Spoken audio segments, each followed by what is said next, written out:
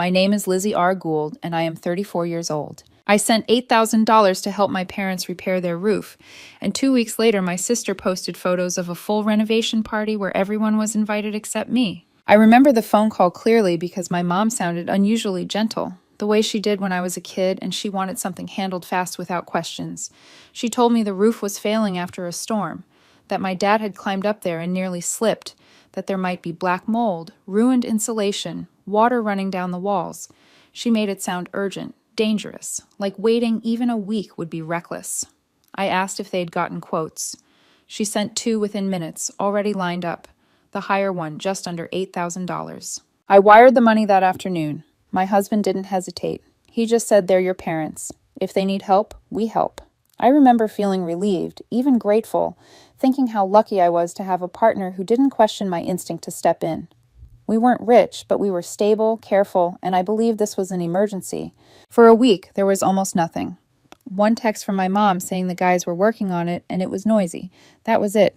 Then the photos appeared. My sister Michelle, who almost never posts, uploaded a full album on Facebook titled Finally Home. I clicked through and felt my stomach drop with every image. There was no patched roof, no scaffolding, no sign of emergency repairs. Instead, there was new siding, a rebuilt porch, upgraded windows, fresh landscaping, decorative lighting, a fire pit surrounded by sleek furniture, even a pool heater gleaming like a showpiece. It looked like a before and after spread from a renovation magazine. Then I saw the tables. White cloths, catered trays, champagne glasses, music, smiling faces. It was a party. Everyone was there. Michelle and her husband, cousins, aunts, uncles, neighbors I remembered from childhood. Everyone except me and my 7-year-old daughter, who still drew pictures of Nana and Papa's house with the big tree out front. I scrolled through the comments. So beautiful. Can't believe the transformation. Looks incredible. I felt sick. I messaged my mom and asked how the roof was holding up. She replied, "Looks great. We're finally proud of our home again." No mention of the party, no mention of me. So I asked directly why we weren't invited. Her reply came fast. "Oh, that was just for family." 4 words, just for family. I stared at the screen while my daughter asked what I was looking at. I locked my phone and told her I was reading the news. Then I went into my office, logged into the shared account my parents had access to, and moved every dollar of the $8,000 back into my personal one. I didn't explain. I didn't warn anyone. I just took it back. By the next morning, I had 51 missed calls. By mid-morning, my phone wouldn't stop vibrating. My mom, my dad, Michelle. 2 cousins I barely spoke to.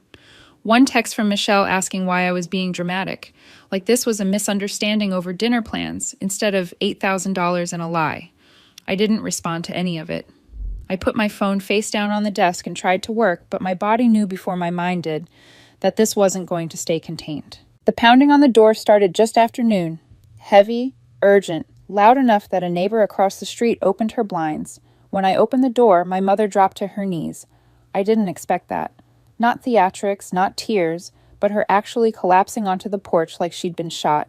No words at first, just this raw, choking cry that echoed down the block. My dad stood behind her, rigid, jaw clenched, arms stiff at his sides, looking past me like I was something he refused to see. Mrs. Aldridge from across the street called out, asking if everything was all right. A screen door slammed 2 houses down. I felt heat rush to my face as I realized the entire street had become an audience. My mom wailed that I'd stolen their money, that I'd taken it back after they trusted me. That sentence didn't even make sense, but she said it loud enough to make it sound true. My first thought was my daughter. She was inside. She could hear this. My husband appeared behind me, calm but visibly done, and we exchanged a look that said we couldn't let this continue on the porch. I stepped aside. My mother crawled in, still sobbing. My father followed without a word. We didn't offer drinks. We didn't sit.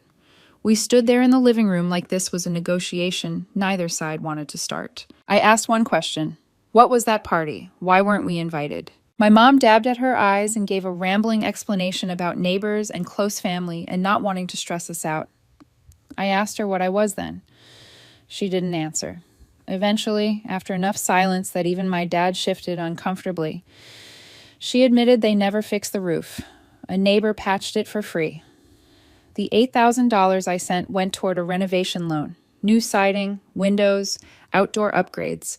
She said it like she was listing necessities, not luxuries. You said Dad nearly fell off the roof, I said. My dad finally spoke. It was slippery. So you scared me into sending money, then used it to renovate your house and throw a party you didn't even invite us to. We didn't want to stress you out, my mom said, like that explained anything. Then her tone changed. The crying softened. Her voice dropped. She asked me to put the money back because the contractor was threatening legal action, because they were short, because they needed to finish the second phase. I just stared at her, trying to understand how she could still be asking. Then she pulled an envelope from her purse and handed it to me like a peace offering.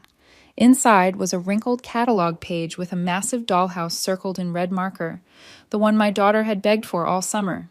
She said it was already in their car, already paid for. She said my daughter deserved something nice and that I shouldn't let adult problems affect her. It took everything in me not to laugh. They lied, they used my money, they humiliated me, and now they were trying to buy their way back in through my child. I told her my daughter would love it, and that they were still walking home. My dad asked if we were really throwing them out. I reminded him they lived 10 blocks away. They stood there for a moment like they didn't believe me, then left without apologizing. My daughter loved the dollhouse. Of course she did. She didn't know it wasn't a gift. It was bait. I thought that would be the end of it. I honestly believed that after the lying was exposed, after the porch scene and the dollhouse bribe failed, they would retreat, embarrassed and quiet. I underestimated how deeply they needed control. The silence lasted 9 days, not even 2 full weeks, and then the pressure started again. Slower this time, more calculated. The first call came from my aunt, my dad's sister. She opened with, "I heard there's been some tension," in that careful tone that meant she already knew a version of the story. I told her I wasn't ready to talk. She sighed and said, "Well, you know how your mom is," as if that sentence explained everything and excused anything. That same night, my mom texted me, "No greeting, just your father hasn't eaten properly in days. I hope you're happy." I ignored it. The next morning there was another message. "Do you think your daughter even remembers us?" A few hours later, "I guess your husband's opinion matters more than your own now." That one hit where it was supposed to. They were testing angles, switching tactics, guilt first, then doubt, then subtle attacks meant to make me feel small and alone. She escalated publicly after that. She posted a photo of the dollhouse still in the box, sitting in their garage, soft lighting, carefully staged, with a caption about buying something special for our little princess, and maybe one day her mother letting her have it. The comments poured in. Grandparents are irreplaceable. Kids always come back around. Michelle added a heart emoji, the same sister who hadn't shown interest in my life unless she needed something. Then they started showing up. My dad appeared at the grocery store near my daughter's school, right by the frozen food aisle, arms crossed, asking if I was going to keep dragging this out. My mom showed up 2 days later at the coffee shop near my office, sat at the table next to mine pretending to read a magazine, then said loudly enough for the barista to hear if I was really okay with my daughter growing up without grandparents. I didn't answer. I walked out. That night I blocked both of them. I thought that would end it. It didn't. My mom left a voicemail from my aunt's phone telling me I'd changed, that ever since I married my husband I wasn't the same, that I'd become cold and proud. She said he was controlling me, turning me against my own blood. Then she said something that burned itself into my memory. "When he leaves you, and trust me he will, we'll still be here. We're the only ones who will love you after." I played the voicemail for my husband. He listened without interrupting and then asked me what I wanted to do. I told him I was done playing along. I wasn't going to beg to be treated like a daughter anymore. I was going to stop feeding the machine entirely. A few days later, my cousin Amy showed up at the door with a tray of lemon bars and a nervous smile. She barely made it inside before admitting my parents had asked her to talk to me. She rambled about misunderstandings and how everyone was struggling. Then she dropped it. They were thinking about selling the house and were hoping to stay with us for a while in the guest room, just until things calmed down. I laughed out loud. I walked her back to the door and told her to take the tray with her. That night I called my aunt again and told her everything, from the money to the porch to the voicemail. She was quiet for a long time and then said she'd been hearing a very different story. She was angry, not at me, but at them.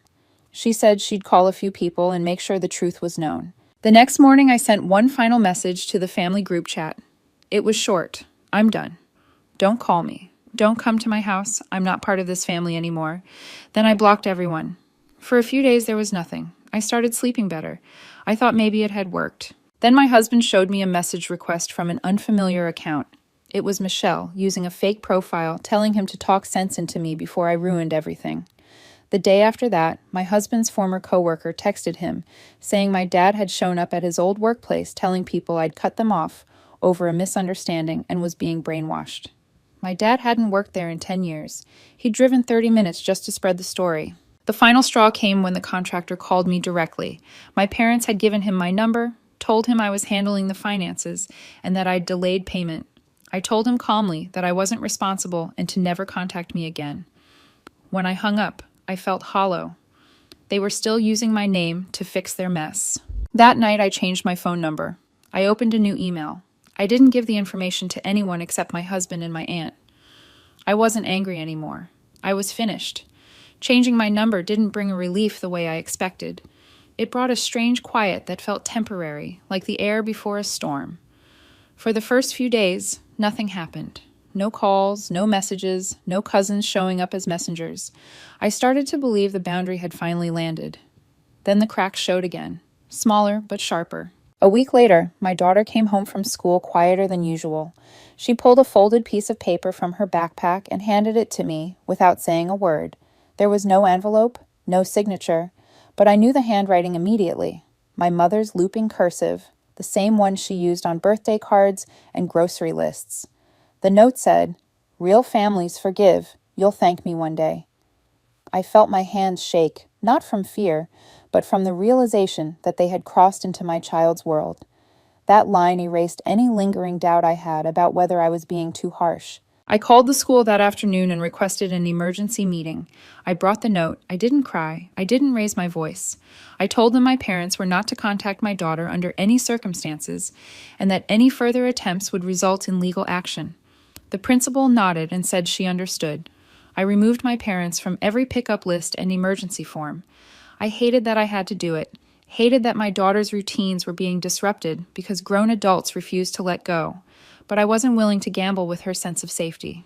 That night, I installed cameras. Front door, backyard, garage. I told myself it was just precaution, but the truth was, I no longer trusted that they wouldn't show up again. The next morning, I filed a harassment report with the police, not because I expected immediate action, but because I needed a record, something official, something that said this wasn't just family drama, it was a pattern. Michelle didn't stop either. She started tagging my daughter in old photos online, Christmas mornings, birthday cakes, captions about how loved she was, and how some people forget what matters. When that didn't get a reaction, she followed my husband's colleagues, then the school's social media accounts. Every move felt deliberate, designed to remind me they were still watching. I reported and blocked everything. Then came the card. It was slipped under our front door, no envelope, no stamp. On the front it said, "Let's start over." Inside was my mother's handwriting again, saying she regretted how things played out, but refusing to apologize, blaming miscommunication, calling it a rough patch every family goes through. The last line made my chest tighten. "You're still our daughter whether you like it or not." It wasn't reconciliation. It was ownership. I threw the card away without responding. A few days later, I ran into them at the grocery store. They were laughing with another parent from my daughter's class, like nothing had happened. When we crossed paths in the parking lot, my mom followed me, standing a few feet away while I loaded bags into the car. She told me I was going to regret this. She told me my husband would leave me, and when he did, they would still be there. My daughter heard every word from the back seat. I didn't answer. I just closed the door and drove away. That night, I called my aunt again. She didn't hesitate. She told me to cut them off completely. No more chances, no more explanations. She said something that finally settled it for me. They never ask what they did to hurt you. They just want access again. She was right. I contacted a lawyer the next day and removed my parents from everything they were still listed on: medical forms, old documents, emergency contacts. I changed my daughter's pickup routines, different entrance, different teacher. I hated how much mental space they were still taking, but I refused to leave any opening. I wrote one final letter. Not angry, not dramatic, just factual. I told them they no longer had a daughter because they chose manipulation over honesty and control over love. I mailed it and blocked every remaining line of contact. For a while, there was nothing. Then the certified letter arrived. It was formal, addressed to my legal name, the kind of envelope that makes your stomach drop. They were suing me for the $8,000, claiming it was a gift and that reclaiming it violated a verbal agreement. I actually laughed at first. Then I went very still. My husband asked me if I wanted to destroy them. I told him I just wanted to finish it. We hired a lawyer the next morning. I expected it to be just us, me and my husband, against my parents' version of reality, but that wasn't how it unfolded. Once the paperwork started moving, people who had been quietly watching finally spoke up. My aunt came forward with screenshots and voicemails she'd saved because something about the story she'd been told never sat right with her. My cousin Amy gave a written statement about how she'd been pressured to act as a messenger and offer up our guest room like a bargaining chip. Even the contractor agreed to write a statement confirming that I was never part of the renovation agreement and that my name was only mentioned when my parents stopped paying. Piece by piece, the narrative they'd built collapsed under its own weight. When the court date arrived, the hearing lasted less than 10 minutes. The judge barely looked up from the file before dismissing the case, calling it a gross misuse of legal resources and warning my parents that they were bordering on frivolous litigation. I felt something loosen in my chest. Not relief exactly, but certainty. And then my mother stood up. In a quiet courtroom full of strangers, she raised her voice and said, "She's not our daughter anymore. She doesn't deserve what we gave her." For the first time in my life, I smiled at her. Not out of cruelty, but because she finally said the truth out loud. She never loved me for who I was. She loved the version of me that obeyed, paid up, stayed small, and never said no. The moment I outgrew that version, I became disposable. After that day, everything stopped. No more letters, no more fake accounts, no more surprise encounters. It's been 8 months. My daughter is thriving. My marriage is stronger than it's ever been. We bought a new house last month, a fresh start under a roof that doesn't carry their fingerprints or their expectations. I didn't tell anyone in the family, not even the aunt who helped me. This part of my life needed to be completely ours. As for the $8,000, we donated it to a nonprofit that helps women leave abusive homes. My husband and I signed the check together. On the memo line, I wrote, "In honor of learning when to walk away." It felt right, turning something that was used to manipulate and control me into something that helps someone else find safety. They wanted me to regret cutting them off. They wanted me to feel small without them. Instead, I got bigger. They thought they could ruin me, but all they really did was set me free.